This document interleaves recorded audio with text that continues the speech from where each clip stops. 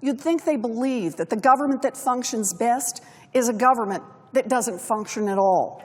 So far, they haven't ended government, but they have achieved the next best thing, shutting the government down. But behind all the slogans of the Tea Party and all the thinly veiled calls for anarchy in Washington, behind all that, there's a reality. The American people don't want the extremist Republicans' bizarre vision of a future without government. They don't support it. Why? Because the American people know that without government, we would no longer be a great nation with a bright future. The American people know that government matters. The Anarchy gang is quick to malign government.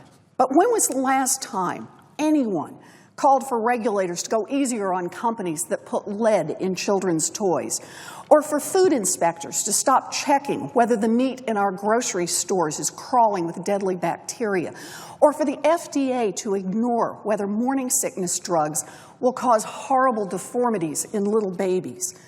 We never hear that, not from political leaders in Washington and not from the American people. In fact, whenever the Anarchy gang makes headway in their efforts to damage our government, the opposite happens. After the sequester kicked in, Republicans immediately turned around and called on us to protect funding for our national defense and keep the air traffic controllers on the job. And now that the House Republicans have shut down the government, holding the country hostage because of some imaginary healthcare boogeyman, Republicans almost immediately turned around and called on us to start reopening parts of our government. Why do they do this? Because the boogeyman government is like the boogeyman under the bed. It's not real. It doesn't exist.